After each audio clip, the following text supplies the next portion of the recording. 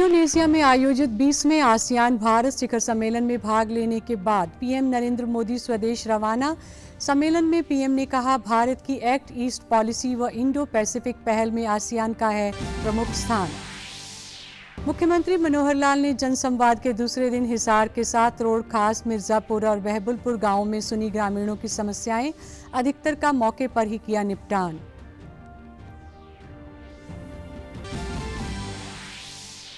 देश व प्रदेश में जन्माष्टमी की धूम, मंदिरों में बड़ी संख्या में उमड़े भक्त। राष्ट्रपति, उपराष्ट्रपति, प्रधानमंत्री, राज्यपाल और मुख्यमंत्री ने दी शुभकामनाएं।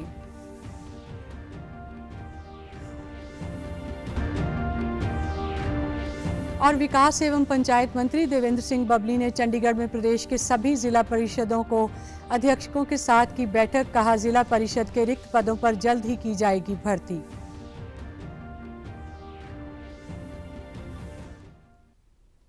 नमस्कार, मैं जगजीत कौर। अब समाचार विस्तार से। प्रधानमंत्री नरेंद्र मोदी इंडोनेशिया की राजधानी जकार्ता में आयोजित 20वें आसियान भारत शिखर सम्मेलन में भाग लेने के बाद स्वदेश रवाना हो गए हैं। इससे पहले शिखर सम्मेलन के दौरान प्रधानमंत्री नरेंद्र मोदी ने आसियान के अन्य नेताओं के साथ ग्रुप फोटो खिंचवाई। सम्मेलन में अपने संबोधन में प्रधानमंत्री मोदी ने कहा कि भारत इंडोनेशिया की साझेदारी चौथे दशक में प्रवेश कर रही है। पीएम ने कहा कि आज वैश्विक अनिश्चितता के माहौल में हर क्षेत्र में हमारे आपसी सहयोग में लगातार प्रगति हो रही है और यह हमारे संबंधों की ताकत का प्रमाण है।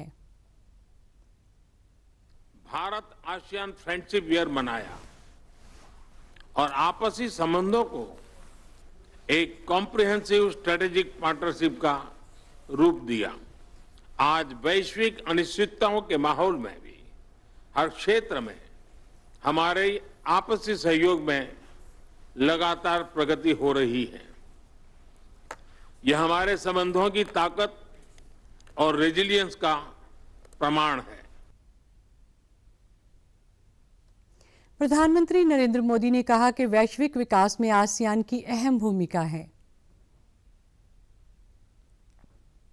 की आवाज सुनी जाती है और आसियान इज एपिसेंट्रम ऑफ ग्रोथ, क्योंकि वैश्विक विकास में आसियान क्षेत्र की अहम भूमिका है। वसुधैव कुटुंबकम, one earth, one family, one future की यही भावना भारत की G20 अध्यक्षता की भी थीम है। इस दौरान पीएम ने कहा कि 21वीं सदी एशिया की सदी है। उन्होंने कहा कि मानव कल्याण के लिए सबका प्रयास, फ्री और ओपन इंडो पैसिफिक की प्रगति में व ग्लोबल साउथ की आवाज बुलंद करने में हम सभी के साझे हित हैं। 21वीं सदी एशिया की सदी है, हम सबकी सदी है।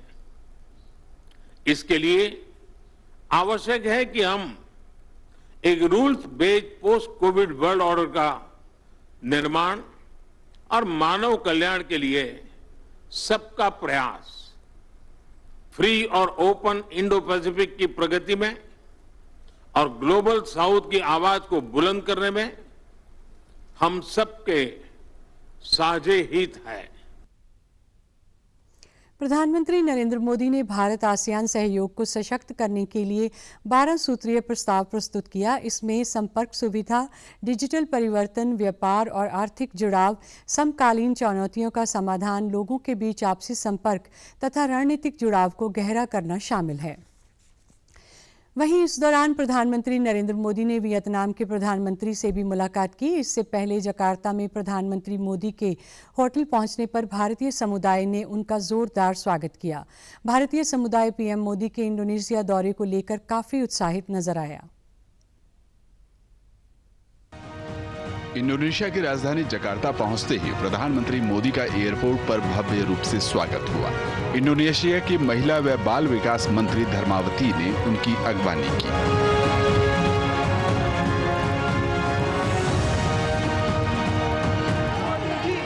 वहीं जब प्रधानमंत्री होटल पहुंचे तब प्रवासियों में गजब का उत्साह नजर आया।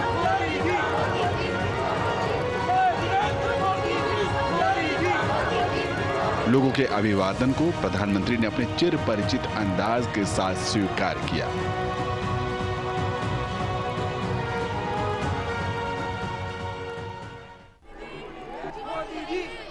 जी, जय नरेंद्र मोदी जी, मोदी जी, मोदी जी, जय नरेंद्र मोदी जी, मोदी जी, मोदी जी, मोदी जी, जय नरेंद्र मोदी जी, मोदी जी, मोदी जी, मोदी जी, जय नरेंद्र मोदी जी, मोदी जी। भारत 18वें G20 शिखर सम्मेलन की मेजबानी करने के लिए तैयार है। विश्व भर से G20 नेता शनिवार से शुरू हो रहे वैश्विक समारोह में भाग लेने के लिए नई दिल्ली पहुंच रहे हैं। मॉरिशस के प्रधानमंत्री प्रविंद जगन्नाथ और नाइजीरिया के राष्ट्रपति पहले ही राष्ट्रीय राजधानी पहुंच चुके हैं। अन्य देशों के राष्ट्राध्यक्ष और शासनाध्यक्ष भी आज नई दिल्ली पहुंच रहे हैं। इस बीच वैष्णव नेताओं का स्वागत करने के लिए राजधानी में सभी तैयारियां पूरी कर ली गई हैं। G20 अंतर्राष्ट्रीय शिखर सम्मेलन को सफल और ऐतिहासिक बनाने के आवश्यक प्रबंध कर लिए गए हैं। इस शिखर सम्मेलन का मुख्य कार्यक्रम नई दिल्ली के प्रगति मैदान में स्थित भारत मंडपम में किया जाएगा। इस विश्व स्तरीय भारत मंडपम का निर्माण हाल ही में किया गया है। यह मंडपम 3 मंजिला बना है और इसके हर मंजिल पर भारतीय संस्कृति की छाप देखी जा सकती है। इसे मीटिंग, कॉन्फ्रेंस और एग्जीबिशन के लिए तैयार किया गया है। इसमें एक हॉल ऐसा भी बनाया गया है जिसमें एक साथ 7,000 लोग आराम से बैठ सकते हैं। यह हॉल सिडनी के ओपेरा हाउस से कहीं अधिक बड़ा है। वहीं मौसम विज्ञान विभाग के G20 शिखर सम्मेलन के लिए अपने स्तर पर अलग तैयारियां की हैं। मौसम विभाग ने दिल्ली में होने वाले शिखर सम्मेलन के मद्देनज़र विशेष और वास्तविक समय मौसम पूर्वानुमान प्रदान करने के लिए प्रगति मैदान के पास ही एक अतिरिक्त सचिवालय मैदान केंद्रित स्थापित किया है। साथ ही मौसम विभाग ने एक वेब पेज भी बनाया है। वेन्यू है वहाँ पर एक AWS स्टेशन भी लगाया गया है टेम्पोरेरीली, और हम ये इन 9 लोकेशंस अराउंड दिल्ली जहाँ पर हमारा एक्सपेक्टेशन है फुटफॉल ज़्यादा होगा, इन सभी लोकेशन का हम करंट वेदर दे रहे हैं। अगले 3 घंटे का नाउकास्ट दे रहे हैं। ये है मैनुअली जो जनरेट हो रहा है, प्लस हम लोग 36 आवर्स तक 3 आवरली नाउकास्ट भी 3 आवरली फोरकास्ट प्रोवाइड कर रहे हैं और अगले 7 दिन का भी फोरकास्ट प्रोवाइड कर रहे हैं। उधर नई दिल्ली में होने वाले G20 शिखर सम्मेलन को लेकर गुरुग्राम में यातायात पर पड़ने वाले प्रभाव को देखते हुए जिला प्रशासन ने दिशा निर्देश दिए हैं कि उपायुक्त निशांत कुमार यादव ने बताया कि एडवाइजरी में जिले के सभी कॉरपोरेट कार्यालयों और निजी संस्थानों को सलाह दी गई है कि वे अपने कर्मचारियों को कल यानी 8 सितंबर 2023 को घर से काम करने के लिए निर्देशित करें। जिला प्रशासन द्वारा नागरिकों की सुविधा के लिए यह एडवाइजरी जारी की गई है। जारी दिशा निर्देशों में बताया गया कि 8 सितंबर को राष्ट्रीय राजमार्ग 48 पर यातायात नियंत्रित रहेगा, जिसके चलते गुरुग्राम शहर की सड़कों पर यातायात प्रभावित होने की संभावना है। सभी नागरिक 8 सितंबर को यात्रा के दौरान सावधानी बरतें और भीड़भाड़ से बचने के लिए केवल आवश्यकता पड़ने पर ही यात्रा करें। प्रधानमंत्री नरेंद्र मोदी ने G20 शिखर सम्मेलन पर समाचार पत्रों में एक आलेख दिया। इस लेख में उन्होंने कहा कि भारत की अध्यक्षता में मानव केंद्रित प्रगति पर ध्यान दिया गया है ताकि यह सुनिश्चित किया जा सके कि वैश्वीकरण का लाभ अंतिम छोर तक पहुंच सके।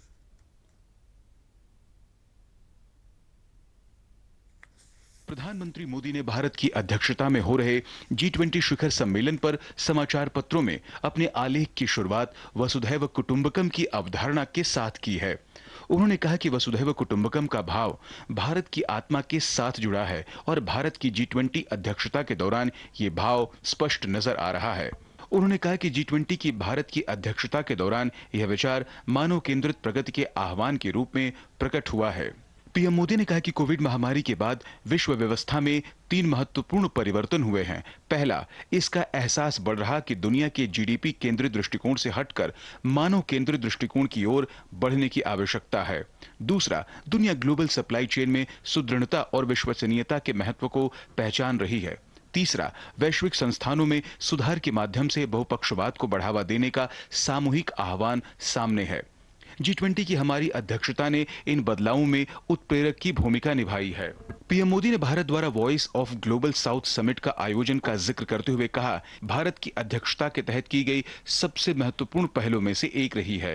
जलवायु परिवर्तन की समस्या से निपटने पर पीएम मोदी ने कहा कि हमें एक रचनात्मक कार्य संस्कृति पर ध्यान केंद्रित करने की आवश्यकता है। साथ ही उन्होंने भारत की पहल लाइफस्टाइल फॉर सस्टेनेबल एनवायरनमेंट को प्रोत्साहित करने की बात कही।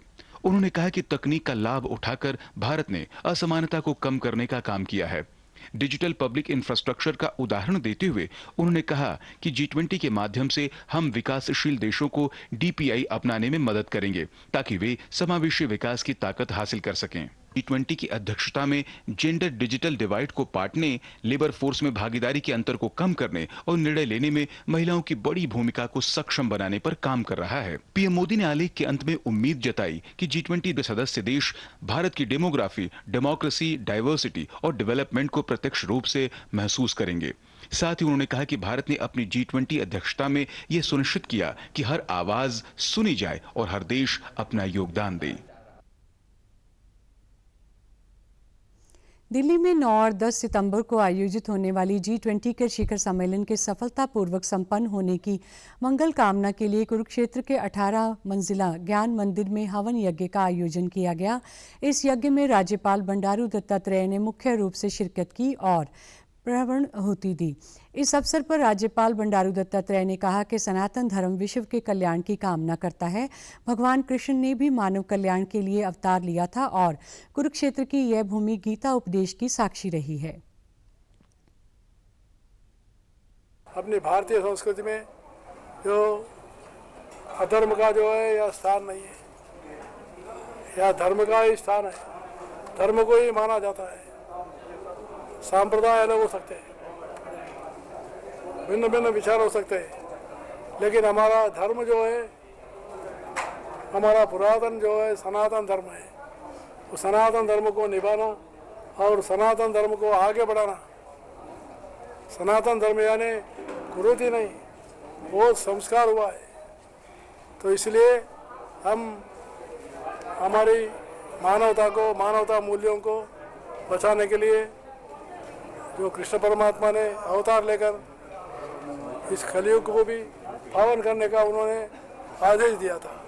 तो इसलिए कुरुक्षेत्र जो है ये धर्म क्षेत्र है, ये कुरुक्षेत्र भी धर्म क्षेत्र है। तो इसलिए मैं आज सोचा कृष्ण जन्माष्टमी के संदर्भ में यहाँ पर आकर यहाँ आशीर्वाद ले, पवित्र बनूं, ऐसा जो मन में आकर मैं आया हूँ। वहीं हवन करवाने वाली संस्था के प्रधान राजेश गोयल ने कहा कि सार्वभौमिक भाईचारे को बढ़ाने वाला वसुधैव कुटुंबकम वाक्य मानव मात्र के कल्याण का संदेश देता है। इसी उद्देश्य की पूर्ति के लिए भारत के आतिथ्य एवं अध्यक्षता में आयोजित G20 शिखर सम्मेलन सफलतापूर्वक संपन्न के लिए श्री ब्रह्म कुमारी अन्न क्षेत्र आश्रम ट्रस्ट के तत्वाधान में यज्ञ का आयोजन किया गया है।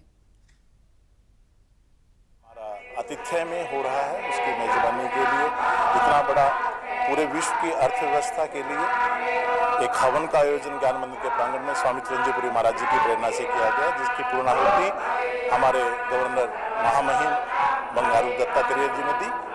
हम यहाँ से जो ये सम्मेलन हो रहा है उसके लिए शुभकामनाएं। मुख्यमंत्री मनोहर लाल ने आज जनसंवाद के दूसरे दिन हिसार जिले के सातरोड खास, मिर्जापुर और बहबुलपुर गांवों के ग्रामीणों से संवाद कर उनकी समस्याएं सुनी और अधिकतर का मौके पर ही निपटान किया।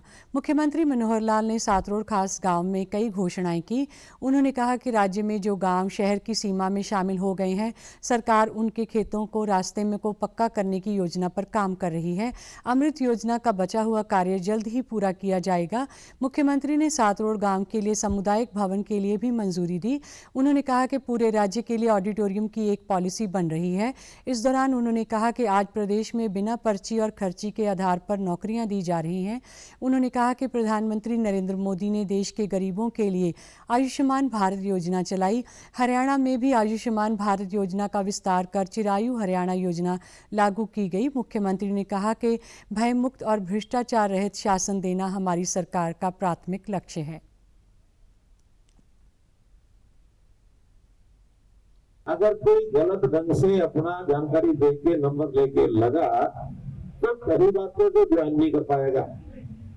अगर ज्वाइन कर गया तो 6 महीने में बाहर निकालना ही हमारा काम है और उसके बाद वो 3-4 साल तक बीमार हो जाएगा। सुनिए, वो बाहर हो जाएंगे। अभी जैसे मैं आपको बताता हूँ, खिलाड़ियों में हमने 1582 खिलाड़ियों को नौकरी दी और उसमें से तो लगभग 450 ऐसे थे नकली सर्टिफिकेट ला करके वो नौकरी ले गए। आखिर वो विषय हमने चेक किया, सारे उनको बाहर कर दिया है और जो उसके बाद नीचे वाले और थे उनको सबको नई लिस्ट बना करके उनको नौकरी देने जा रहे हैं। कोर्ट वालों के जो गए हैं जिन्होंने स्टे ले रखा है उनको सबको एग्जाम में बैठा लो ताकि पास होगा तभी तो आगे बढ़ेगा, और पास ही नहीं हुआ तो बाहर हो जाएगा। लेकिन कोई गलत पास हो गया उसको बाहर करने के बाद 10% की हम उसमें वेटिंग भी रखते हैं।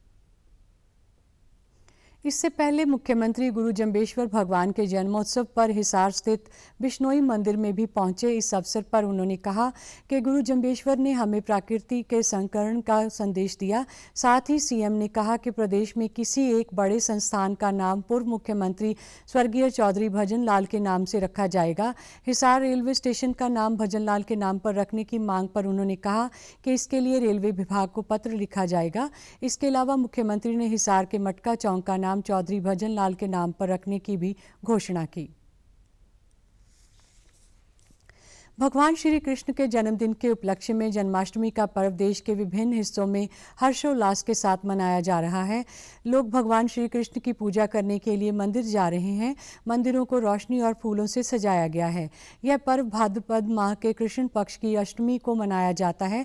राष्ट्रपति द्रौपदी मुर्मू ने जन्माष्टमी के अवसर पर देशवासियों को शुभकामनाएं देते हुए अपने संदेश में कहा कि जन्माष्टमी का पर्व भगवान श्री कृष्ण की जीवन शिक्षाओं से सीखने का अवसर भी है। उन्होंने कहा कि यह त्यौहार लोगों के बीच में प्रेम और भक्ति की भावना को बढ़ाता है। राष्ट्रपति मुर्मू ने कहा कि भगवान श्री कृष्ण ने धर्म और न्याय के पथ पर चलते हुए अन्याय के विरुद्ध लड़कर एक आदर्श समाज की स्थापना का मार्ग प्रशस्त किया। उपराष्ट्रपति जगदीप धनखड़ ने देशवासियों को जन्माष्टमी के अवसर पर बधाई देते हुए कहा, हम भगवान श्री कृष्ण के जन्म का उत्सव मना रहे हैं जो प्रेम और भक्ति के प्रतीक हैं। उन्होंने सभी से अपने कर्तव्यों का पालन करते हुए भगवान कृष्ण के निष्काम कर्म के संदेश को अपनाने का आह्वान किया। उन्होंने आशा व्यक्त की कि यह जन्माष्टमी लोगों के जीवन में शांति, आनंद और सद्भाव लाएगी। प्रधानमंत्री नरेंद्र मोदी ने देशवासियों को जन्माष्टमी की शुभकामनाएं दी। अपने संदेश में उन्होंने आशा व्यक्त की कि आस्था और भक्ति का शुभ अवसर सभी देशवासियों के जीवन में नई ऊर्जा और नए उल्लास लाएगी। राज्यपाल बंडारू दत्तात्रेय ने सभी को जन्माष्टमी की हार्दिक शुभकामनाएं देते हुए कहा, भगवान कृष्ण का आशीर्वाद हमारे जीवन को आनंद, प्रेम और समृद्धि से भर दे। भगवान कृष्ण की कल्याणजी शिक्षाएं हमें निस्वार्थ भाव से कार्य करके आंतरिक शांति पाने और कर्म व धार्मिकता का मार्ग अपनाने की याद दिलाती है। आइए भक्ति, भाईचारे और एकता के साथ परमात्मा के जन्म का उत्सव मनाएं। वहीं मुख्यमंत्री मनोहर लाल ने प्रदेशवासियों को बधाई देते हुए अपने संदेश में कहा कि हरि की धरा हरियाणा से श्रीमद् भगवत गीता का वैश्विक उपदेश प्रदान करने वाला सनातन धर्म के रक्षक महायोगेश्वर श्री कृष्ण जी के अवतारित होने के पावन पर्व श्री कृष्ण जन्माष्टमी की आप सभी को हार्दिक शुभकामनाएं। कृष्ण जन्माष्टमी का पावन त्यौहार कैथल में बड़ी श्रद्धा और उत्साह के साथ मनाया गया। इस मौके पर शहर के सभी मंदिरों को भव्य ढंग से सजाया गया।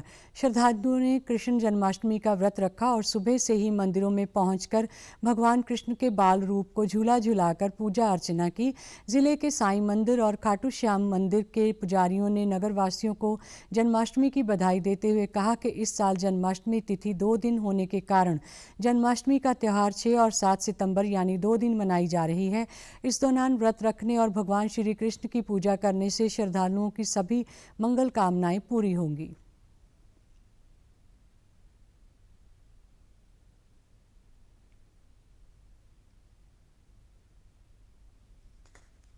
कि हिंदू संस्कृति के अंदर भगवान कृष्ण का और भगवान कृष्ण नारायण स्वरूप हैं। जो विश्व के अणु अणु में व्याप्त है वही विष्णु है। उन्हीं नारायण के अवतार हुए हैं भगवान कृष्ण। जब कंस का अत्याचार बढ़ने लगा, पृथ्वी पाप को सहन न कर सकी, भक्त दुखी होने लगे, संत समाज दुखी होने लगा, तब नारायण ने भगवान कृष्ण के रूप में प्रकट होकर के अवतार लिया और दुष्टों का संहार किया। जैसा कि हम जानते हैं कि कृष्ण जन्म अष्टमी को हम लोग भगवान कृष्ण के प्राकट्य उत्सव के रूप में मनाते हैं। भगवान श्री कृष्ण जी का जन्म भादो महीने की जन्माष्टमी अष्टमी तिथि को रोहिणी नक्षत्र में जन्म हुआ था, जो आज पूरे भारतवर्ष के अंदर बड़ी धूमधाम से जन्माष्टमी का पर्व मना रहे हैं। सुबह से ही भक्तों के अंदर बड़ा उत्साह है, क्योंकि भगवान श्री कृष्ण जी एक लड्डू बाल रूप में पूजे जाते हैं। वहीं मंदिरों में पूजा अर्चना के लिए आए श्रद्धालुओं ने खुशी जताते हुए कहा कि आज का दिन उनके लिए बेहद खास है। करते हैं, व्रत रखते हैं और भगवान मंदिरों में दिव्य दरबार सजाया गया है, भगवान का झूला सजाया गया। गीता भवन में तो इस शहर का प्राचीन मंदिर है और बहुत ही बढ़िया यहाँ रासलीला वगैरह मथुरा वृंदावन से आते हैं लोग। बड़े श्रद्धा के साथ लोग व्रत रखते हैं, भगवान को मंदिर में झूला झुलाने आते हैं और यहाँ बहुत सारी झांकियाँ सजी हुई हैं। शाम को सब लोग देखने आएंगे, बहुत ज़्यादा भीड़ होगी। मनोकामना के लिए भगवान को झूला झुलाते हैं, पूजा करते हैं और रात में जागरण भी करते हैं। गीतापुर मंदिर में झांकियाँ हैं जी, झांकियों को प्रोग्राम दिखाया जाएगा और रात को श्रद्धालु आके माथा टेकेंगे जी, श्री कृष्ण भगवान जी का झूला झुलाएंगे जी। 12 बजे तक ये प्रोग्राम चलेगा जी। उसके बाद कल 12:30 बजे गीता भवन में ही भंडारे का प्रोग्राम भी रखा है, प्रसाद। उधर फतेहाबाद जिले में भी जन्माष्टमी के पर्व अवसर पर श्रद्धालुओं में भारी उत्साह देखने को मिला। इस अवसर पर उत्तर प्रदेश के मथुरा और वृंदावन से आए कलाकारों ने नाट्य कला के माध्यम से भगवान श्री कृष्ण से संबंधित विभिन्न लीलाओं का वर्णन कर श्रद्धालुओं को मंत्रमुग्ध किया। साथ ही उन्होंने जन्माष्टमी को सजग रूप देते हुए लोगों को सामाजिक बुराइयों को त्यागने का भी संदेश दिया। मथुरा से आए आचार्य पंडित प्रदीप शास्त्री ने बताया कि आज के दिन पूजा अर्चना करने का विशेष महत्व होता है। वहीं आयोजन समिति के सचिव ने कहा कि गौशाला के प्रांगण में आयोजित इस जन्माष्टमी समारोह में श्रद्धालुओं ने सामाजिक बुराइयों के खिलाफ जागरूक अभियान चलाने का प्रण लिया है। भगवान श्री कृष्ण की लीलाएं अलग अलग मंदिरों में अलग अलग प्रकार से नृत्य के द्वारा दिखाई जा रही हैं। कहीं पर जागरण उत्सव मनाए जा रहे हैं, श्रद्धालु व्रत रह रहे हैं, बड़ी ही उमंग के साथ मंदिरों में दर्शन के लिए आ रहे हैं। 8 बजे से और परीक्षा तक जागरण है और बहुत ही सुंदर कलाकार आ रहे हैं बाहर से, उनके द्वारा भगवान के हरि नाम का गुणगान होगा। वहीं श्रद्धालुओं ने कहा कि जन्माष्टमी के अवसर पर ऐसा कार्यक्रम उन्होंने पहली बार देखा है। आज उन्हें भगवान श्री कृष्ण के जीवन के अनेक पहलुओं के बारे में विस्तार से जानकारी मिली है। भगवान के ऊपर जैसे जैसे अपनी उम्र बढ़ती है तो एक्सपीरियंस भी उसी के हिसाब से बढ़ता है। जैसे आपका कोई भी चीज़ पे विश्वास कर लेते हैं, लेकिन सबसे ज़्यादा विश्वास तो अपने को प्रभु पे ही करना चाहिए। कुछ सत्य नहीं है, सत्य तो सिर्फ भगवान ही है, अपने राधा कृष्ण। जब ये तो राधे राधे, उससे क्या मिलेंगे आपको, प्रभु मिल जाएंगे। तो दामा जी ने कैसे अपनी गरीबी के दिन काटे और उसके बाद वो उसकी पत्नी के आग्रह करने पर वो कृष्ण जी के पास गए और उनसे कहा कि ऐसे प्रभु मेरी हालत, उन्होंने वैसे कुछ अपने मुंह से नहीं कहा, लेकिन प्रभु ने उसका हाल देख कर ही कुछ ना तो पूछा ना कुछ किया, उसको मन वांछित चीज़ें दे दी, उसका घर बना दिया। यहाँ पर संत श्री मुन्नी बाबा जी की कृपा और श्री संत बच्चू वाला जी की कृपा से बहुत ही विशाल गौशाला है। इसमें 3000 गायों के लगभग गायें हैं, जिनकी गौशाला कमेटी बहुत ही अच्छे ढंग से सेवा कर रही है। ग्वाल पाल जो हमारे कृष्ण जी को बोला गया है, वो गौओं के रखवाले हैं और उनकी जन्माष्टमी का त्यौहार हर वर्ष यहाँ पर बड़े धूमधाम से और नाच गा कर मनाया जाता है। प्रदेश के विकास एवं पंचायत मंत्री देवेंद्र सिंह बबली ने कल चंडीगढ़ के सेक्टर 28 स्थित पंचायत भवन में प्रदेश के जिला परिषदों के अध्यक्षों के साथ एक बैठक की। इस दौरान कैबिनेट मंत्री ने सभी जिला परिषद अध्यक्षों से उनकी समस्याएं सुनी। उन्होंने कहा कि पिछले कुछ सालों में जिला परिषद स्तर पर भ्रष्टाचार करने वालों का खात्मा हुआ है। बैठक में मांग उठाई गई थी कि किसी भी तरह के विकास कार्यों पर कोई भी अड़चन आने नहीं दी जानी चाहिए और विकास कार्य निर्बाध रूप से चलते रहने चाहिए। देवेंद्र सिंह बबली ने कहा कि पहले द्वेष भावना से कार्य होते थे, लेकिन अब ईमान ईमानदारी से कार्य करवाए जा रहे हैं। जिला परिषद के अधिकारियों ने रिक्त पदों को भरने की मांग भी रखी, जिस पर मंत्री ने कहा कि जल्द से जल्द इन पर भी विचार करके एक्शन लिया जाएगा। कैबिनेट मंत्री ने कहा कि जल्द ही जिला परिषदों में सीधी भर्ती के पदों को भरने के लिए कर्मचारी चयन आयोग को मांग पत्र को भेजा जाना है। उक्त पदों को भरने के लिए हरियाणा कौशल रोजगार निगम के माध्यम से समस्त जिला परिषदों को पत्र लिखा जा चुका है। बैठक में जिला परिषद अध्यक्षों की गाड़ी के लिए मासिक किलोमीटर सीमा बढ़ाए जाने के बारे में भी चर्चा हुई। भारतीय जनता पार्टी ने कांग्रेस पर संसद के विशेष सत्र पर रणनीतिक करने की आरोप लगाया। संसदीय कार्य मंत्री प्रहलाद जोशी ने विपक्ष को नकारात्मक राजनीति के बचने की सलाह दी। उन्होंने कहा कि कभी भी पहले से एजेंडा जारी नहीं होता और कांग्रेस को अपना इतिहास याद रखना चाहिए।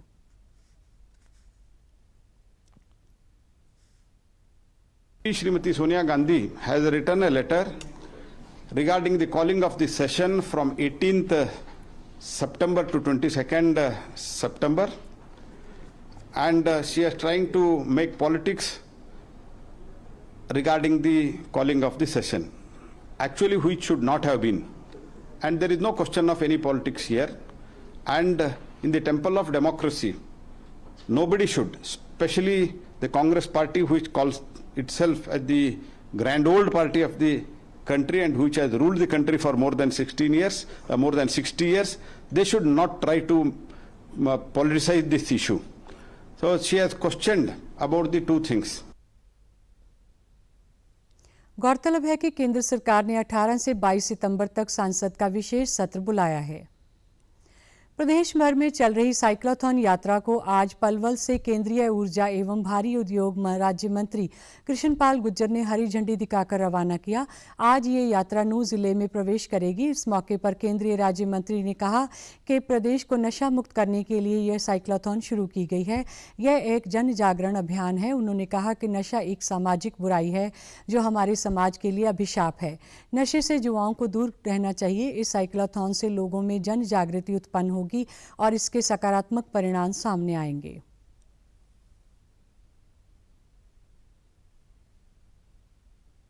और ये साइकिल यात्रा जो ड्रग्स फ्री हरियाणा के लिए पूरे हरियाणा में ये लोग साइकिल यात्रा कर रहे हैं, ये 25 तारीख को इसका समापन करनाल में ही माननीय मुख्यमंत्री के द्वारा होगा।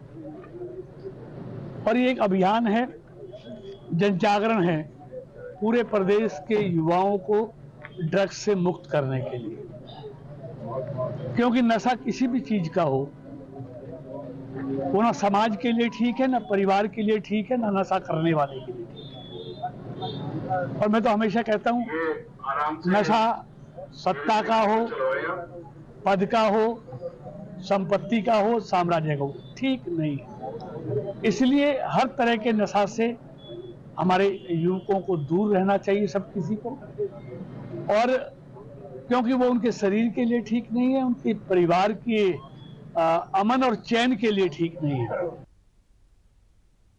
वहीं विधायक दीपक मांगला ने कहा कि मुख्यमंत्री मनोहर लाल के नेतृत्व में शुरू की गई साइक्लोथॉन यात्रा को लेकर युवाओं में जोश और उत्साह भरा हुआ है। इसके माध्यम से युवाओं को नशे से दूर रहने का संदेश दिया जा रहा है।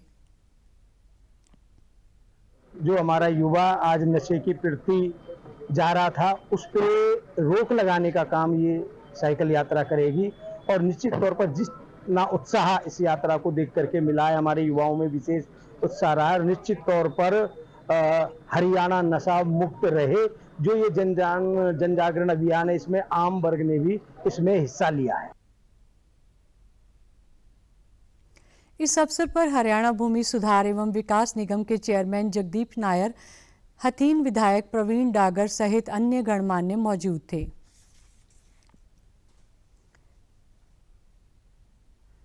समाचारों में आज इतना ही। नमस्कार।